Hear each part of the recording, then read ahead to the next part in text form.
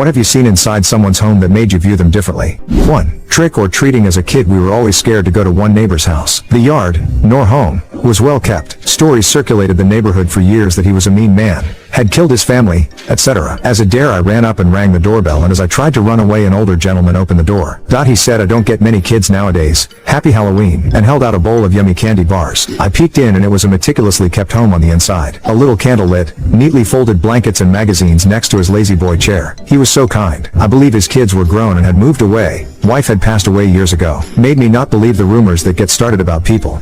2. A girl I hung out with in college had me over to study together. We didn't have dorms. We lived close enough to just walk to college. So it was at her house. I saw this little colorful urn on her TV stand and I said, "Oh, that's a pretty pot." She got this really sad smile and replied, "Thanks, that's my daughter." I felt so bad.